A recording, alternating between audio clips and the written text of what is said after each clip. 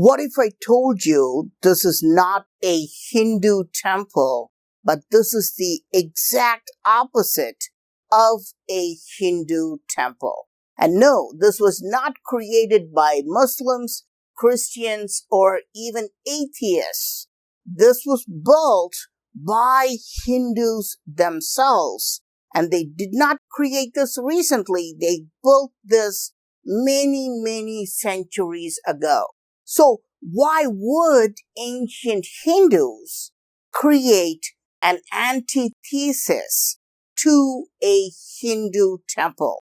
I'm going to explain exactly that in this video because this secret site defies all explanations and has baffled historians and archaeologists for centuries because it's truly unique.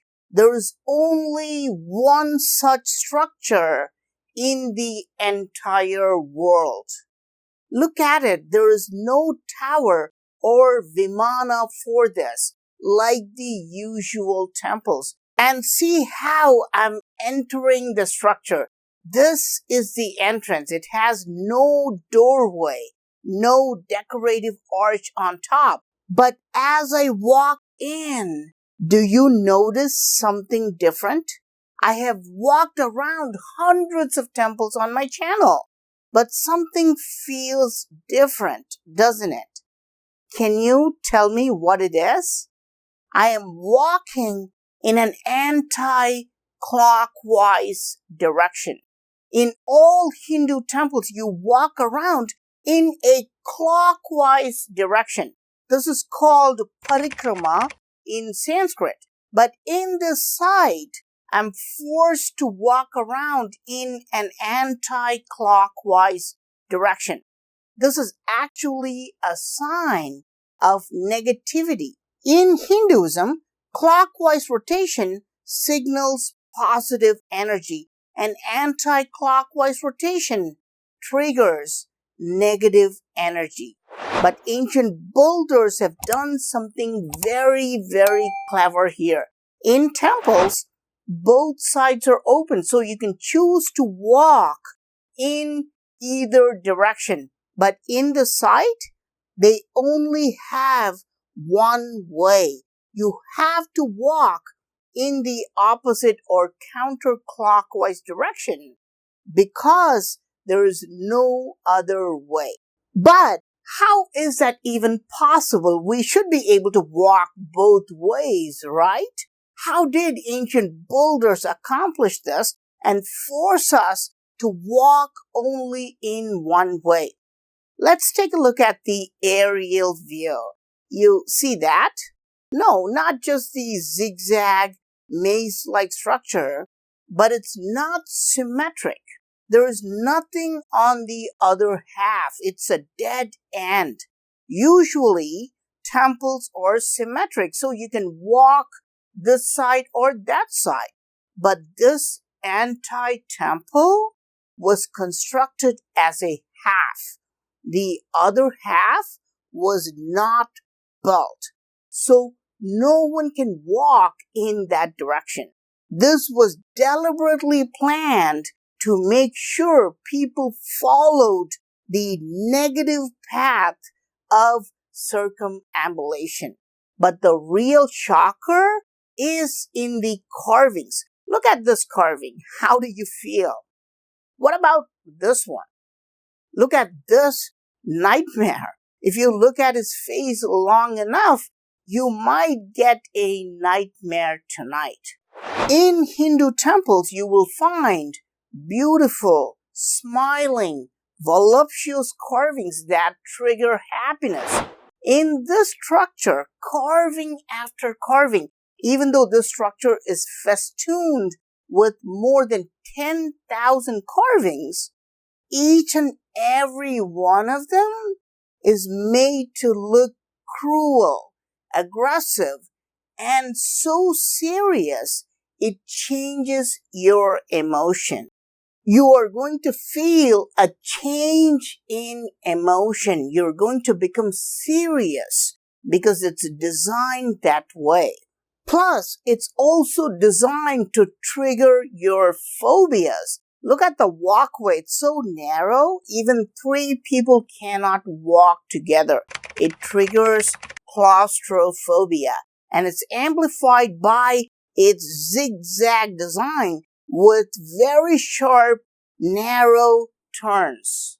Carvings like this also trigger ichnophobia, a fear of being stabbed. But many carvings trigger another phobia. Can you tell me what you feel when you see this? It's not just that his face looks serious. There's something beyond that. His body is full of rashes as if he has leprosy. And you might think these are stripes in his clothes. But look at his face. You can see the same lines. So he definitely has a serious infection on his skin. But there is an even more terrifying detail. The female next to him also has contracted Hansen's disease because leprosy is contagious. Look at how her face and entire body are covered in rashes. But it gets even more bizarre. The leprosy has spread to this entire group. And this detail is not just on this panel alone. As you walk through the structure, you will see this detail again and again. Most of these carvings show details of skin rashes, especially the central male figure. This is why archaeologists have named the structure the Terrace of the Leper King. No records exist of the anti-temple's original name, so experts have named it this way. Where is this anti-thesis of temples found? In India? No, the structure is found in Cambodia. And even mainstream experts say it is 900 years old. So it could be much older. But is the Terrace of the Leper King really dedicated to a king who had leprosy? If you take any Hindu temple, even though it's carved with many figures, it will usually have one central deity the temple is dedicated to. For example, the Angkor Wat is dedicated to Lord Vishnu, and the Kailasa temple is dedicated to Lord Shiva. Likewise, who is this structure dedicated to?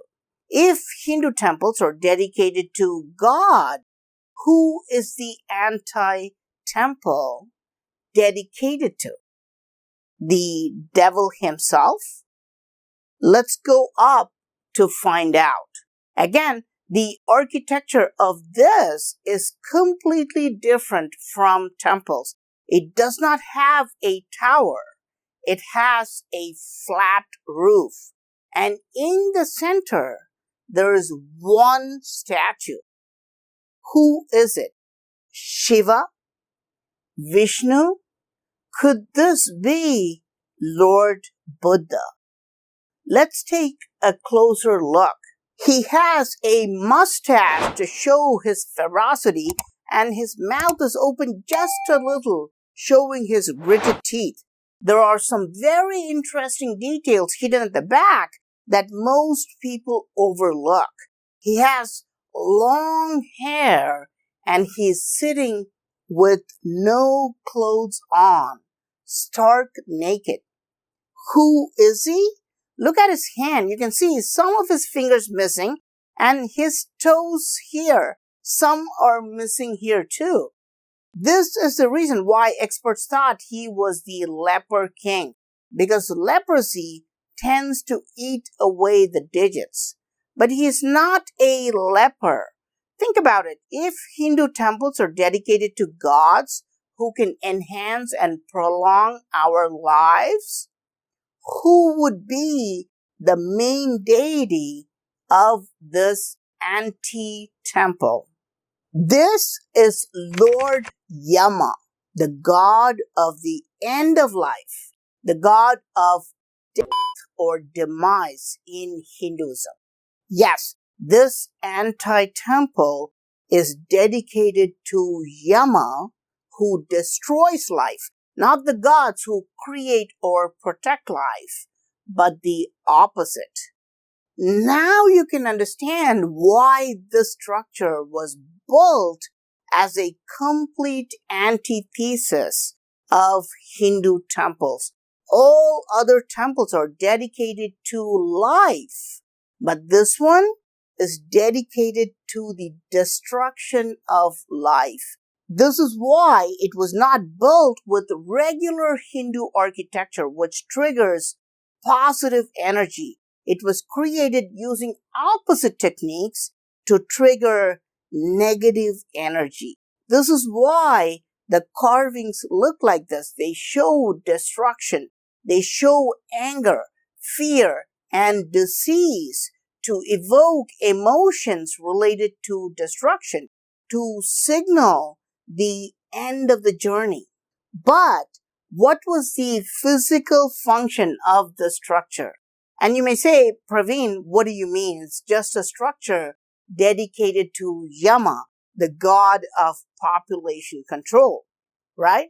But no, this is the mainstream idea that all ancient structures were created just for meaningless superstitions and rituals. But in reality, the temples were not just places of worship. They had a variety of purposes. They taught us dance, war, spirituality, and even science. Weddings and other events were held at the temples. So, what was the function of this structure? Pause for a second. If temples were used for activities and celebrations of life, what was the function of the anti-temple? That's right. It was used for funerals. Yes, this was the crematorium where the last rites were performed after someone's life ended.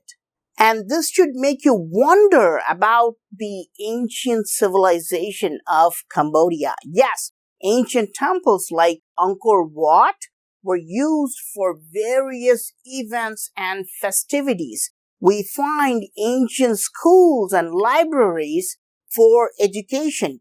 Ancient structures like Ni Quan functioned as hospitals and healing centers. But where did they do the last rites when someone's life ended? This is the place. Now, there is a very interesting ritual Hindu families and even some Buddhist families of Cambodia still do today. When a person passes away, they carry him in an anti-clockwise direction and place him on the funeral pyre. Others walk around the body in the anti-clockwise direction after placing him on the pyre. Now you can understand why this anti-temple was designed like this. It was made with one entrance and a narrow corridor, literally forcing people to go around in an anti-clockwise direction. You know about the birth canal, but this is the death canal. They would have carried the deceased person in this pathway and climbed on top, where the body would have been set on fire, sending the soul to Lord Yama, sitting right in front of him. Today, this is an archaeological site, so no one is allowed to do such rituals. But even today, people still bring ashes and set them in front of him. locals come to pay their respects when someone passes away. So, have you ever heard of the anti-thesis to Hindu temples? What would have been the original name of the Terrace of the Leper King? Please let me know your thoughts in the comment section. I am Praveen Mohan. Thanks a lot for watching. Don't forget to subscribe. I'll talk to you soon. Bye.